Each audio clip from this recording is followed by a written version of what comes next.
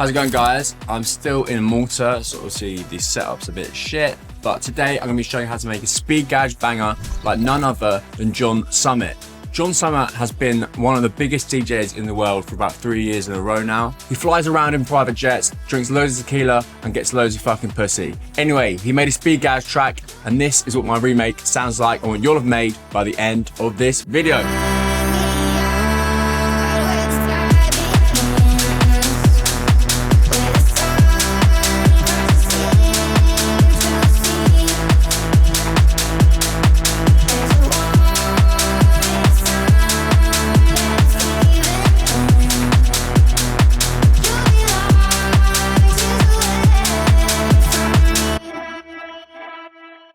Just to let you know, I'm running a competition this month with a cash prize. The competition is based around the new Speed Garage packs, the Speed Garage Volume 3 Serum Preset Pack, and Speed Garage Volume 4 Drums Pack. The competition is whoever makes the best track using a sound from either of these packs, and there's going to be a cash prize. The person who makes the best track is going to get £200. Second place is going to get £70, and third place is going to get £30. The competition deadline is the 31st of December, so the last month of December, so it gives you lots of time to make a good track.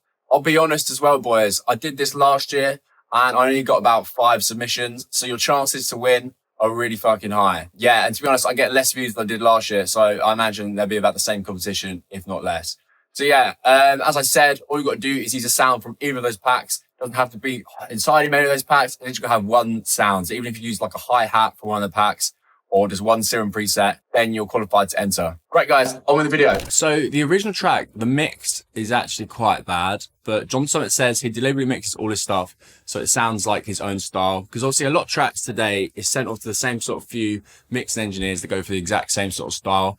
And I do respect that he wants all of his tracks to obviously be his own production and his own mixing style. And he said sometimes, yeah, it's not the greatest, but that's me as an artist. And I respect that. And as someone who can't mix for shit, I respect that. So let's get straight into it and have a look at how the bass is made.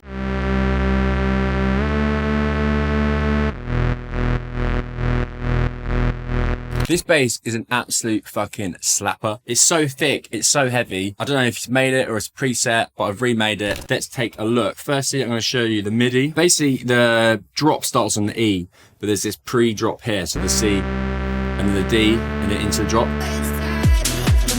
And then the note does change. So we've got the A and then it goes down to an E. But yeah, this C and D just stay the same. And yeah, really simple MIDI. So yeah, this bass is made using Serum 2 and is a preset for my Speed Garage Volume 3 Serum pack. This pack has over 70 presets for making modern day Speed Garage. I basically made all the best tracks from the last 6 to 12 months and put it all in this pack. If you want to check that out, the link for that is in the description. It's currently on sale because it's Black Friday, so definitely check it out. The Ultimate pack is also on sale, so it means you'll get it for a much cheaper price. And you literally get like 16 to 18 packs for only like £7 a pack. It's absolutely ridiculous. So it's actually quite a hard patch, but I'm going to do it from scratch anyway. Great. So click menu, initiate the preset. This basically gets it back to default settings. We're then going to go to analog, basic shapes, and select the saw wave. We're then going to pitch it down by 2 octaves and we're going to detune it +4. We're then going to turn the volume up to like 95%. We're then moving on to oscillator B. We want to pitch it down by 1 octave and up 7 semitones. So this is also a saw wave. So in oscillator A is a saw wave and in B is a saw wave. But as you can see, the curve here is the complete opposite to this. And this is really important for making this particular patch. And you're then going to turn oscillator B on the same one. So the reverse saw, pitch it down by 2 octaves. And then we're going to up the unison to 4 and detune down a little bit. Now we want to boost the level of the volume of oscillator B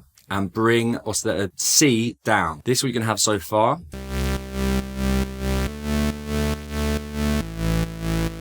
Lastly, on the filters, we're going to detune this by -18. This way it's going to play against itself. And we just want to go +1 or 2 on this.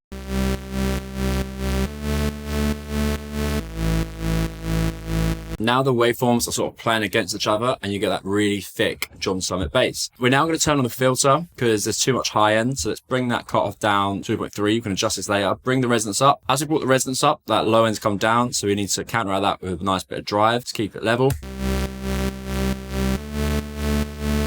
Also, you're not hearing anything because I've not selected A, B, and C, so make sure that's selected.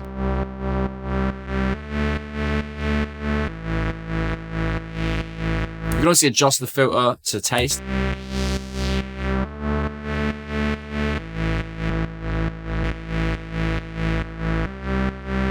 2278 is about the sweet spot. Great, so now we've got the main sound. We need to move to the effects, find the higher dimension, bring the mix of the hyper all the way down, and then bring the mix up to about 30 for the dimension. Without it, it makes it a lot wider. You could add a filter if you want to take off more top end. So you just come here, filter.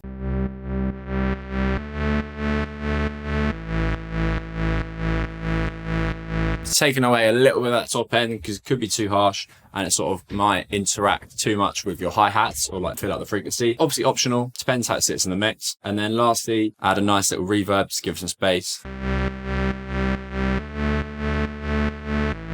I'll just adjust that filter, so I've gone for a little bit higher, 2,500.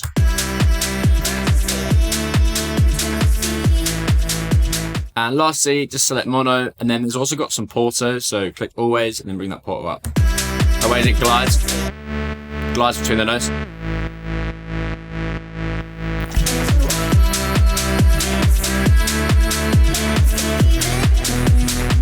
Great, now let's have a look at the other element, which is the drums.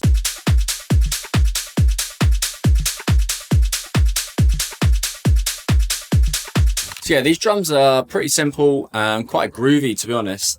So essentially, it's just made of 3 layers. These drums are from the Speed Garage Volume 4 drums pack. So we've got kicks, claps, open hats, and then we've got like shaker loops, got top loops, then we've got faster ones, we've got full loops, ragga effects, crowd noise. If you want to check that out, the link for that is in the description. Yeah, the first thing we're looking at is the kick. Just a really simple kick, like lots of nice distortion on it, which makes it really fat. And then on top of that, we've got this top loop.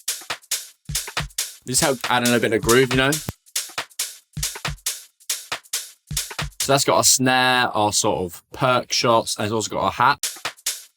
Not much to say about that, to be honest. And then that on its own isn't giving enough energy. So then we need more top end. So I've added this shaker loop. This is all from that same pack. So I'll just find it now. So look, drum loops. So you got like top loops. And then what I've used is one of these shaker loops. So you basically just drag that in and it adds like a nice bit of percussion. With the top loops, what you want to do, or sorry, the shaker loops, is add a kickstart. So this is just a side chain. Set this to 39%. And this helps give the kick some space.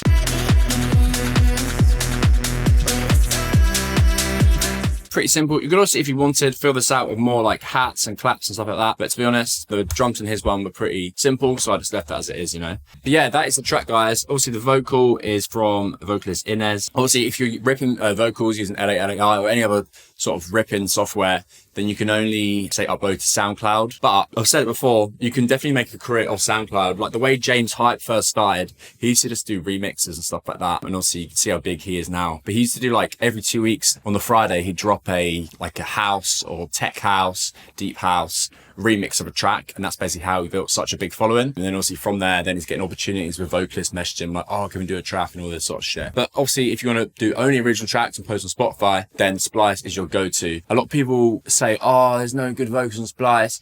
I'd say literally 30, 40, 50% of the tracks I hear on Spotify that are like Speed Garage or whatever, maybe even more, to be honest, maybe like 70% are all Splice vocals. I've spent so much time scrolling through Splice, I instantly recognize it. There's so many. Like even top guys like Sammy Vergi, a lot of his tracks. Fred Again even used like a loop with a vocal. So this Fred Again track called 10, that instrumental is literally just a loop from Splice. And if we go to say the Speed Garage stuff, half of these are just from Splice. So yeah, there's definitely stuff in Splice. You just gotta dig and you gotta pitch it up. You gotta add fucking reverb to make it sound good. Do whatever you got to get that good vocal. Anyway, thank you much for watching, guys. I hope you learned something new and I'll see you next week for another video.